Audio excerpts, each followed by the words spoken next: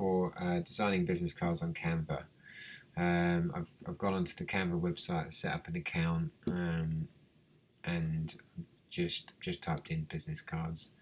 You get all of these templates. I'm sure you're more than welcome to obviously. So I've just gone to a new blank business card file. Now the first thing I notice as it comes up, it's decided what size it thinks I should have, which is a US size, but we don't want it to be that size. We want it to be 85 by 55. So anything with this sort of crown on means you have to sort of pay an upgrade, and we're doing this as a free, something you want to do for free. Obviously you're welcome to pay for the design, but pay for Canva. But for the purpose of this video, we're going to go create new design and then custom size. This basically gives us the option to make the file 85. Oh, hang on, let's change that to millimeters first, otherwise it's going to have a freak out. 85 by 55, and then go create new design. So that's your business card. Now it's because I've already gone on this and practiced. It's got the bleed already showing, but that doesn't happen straight away. So if you go to home, no, do you know what? That's not where I wanted to go. Oh, let's go back to here. Okay, file. Sorry, go to file. View settings. Show print bleed. So it's off now. This is how it will open normally. View settings, show print bleed. In fact, margins, yeah, we'll show margins as well. Anything else we can see? Rulers and guides, why not? Okay, so it's giving you a margin. I'm not sure what the margin is. It looks like it's about 5mm in. I don't remember setting that up, but that's a perfect margin for us. First thing you want to do is text. Now it gives you 3 options. Let's just go with add a text box. Keep it simple. There's my text box. Just make it a bit bigger. Annoyingly that enlarges the text as well, but I'm going to do the name,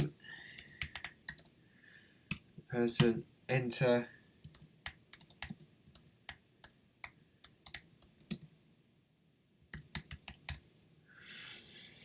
And we're going to align it left. So up here you've got an alignment button. This all really needs to be 10 or 12. I want to get all the text typed out first. So now that I've finished that, I want to add another text box right next to it, or just below it, and this one's going to have our details in. 01580755495. Let's put that space in there. James at sustainableprint.co.uk. Sustainprint.co.uk. Right. Then again, when I left align that, luckily it just doesn't really give you a list. It sort of makes you go through the whole lot. But then we want to make that 10.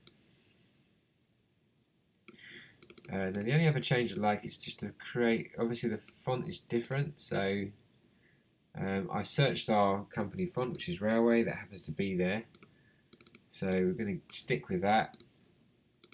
But they don't have a railway bold. They've only got a heavy, so that's fine. Just go for a heavy.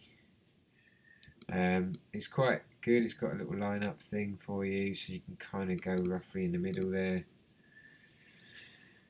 That's fine. I think probably space these apart a little bit if we can. There we go. That looks fine. Now we wanted to colour our text, so just highlight that, and it's all up here, which is quite handy. So I'm just going to pick this yellow, and then we want a grey for there. Bottom text. There we go. Okay, so we're going to add a page because we want to put our logo on the reverse. So let's just go File, Import, choose Files, select our logo to open. This is obviously one I've already uploaded, but there they are. Just click and then you can just drag and drop that in, and thankfully it's exactly the right size. If it wasn't, let's just see what happens.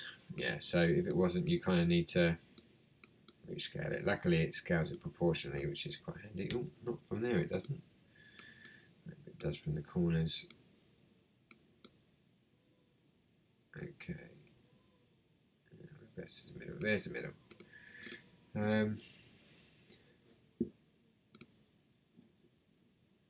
Okay, so it sort of allows you to align it there, so under position, that's quite handy.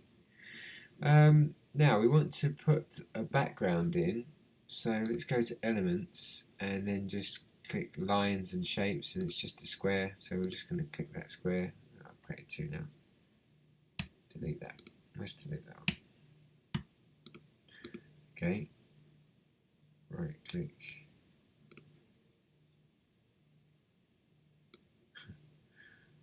Am I not able to delete that? That's really odd.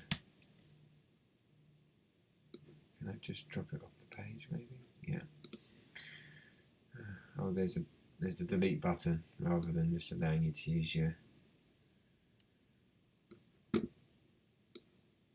I think you get used to using other programs, and when you're using a different program it can be quite frustrating, but there's nothing wrong with this. I mean, if it's something you use a lot, then it's useful. So what we want to do is change that colour. So I think you could do that under Design. Oh, here it is up here. So that's the colour I've used. Now I don't like that. So what I'm going to do is I'm going to go to Add New Colour, and I'm just going to make it a bit brighter. There we go. Now I've already changed the text, is obviously that previous one, so I can just change that back now. Click on there and then select it. It'll be on this little document colours palette, which is quite handy. And then we want to send this to the back, and there we go. So we've got our bleed, we've got our page. Now we just need to save this. So you can go File, Download, and always a PDF. Now it says here PDF for print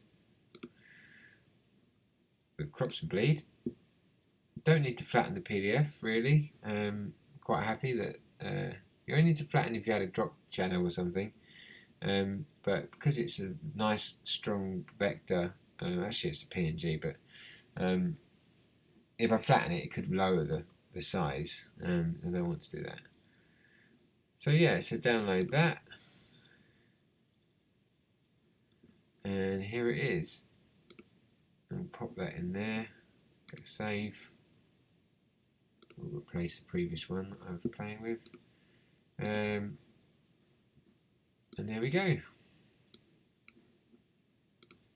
All set up, good to go. It's got the crops on there, so send that to your printer, and they'll love you for it.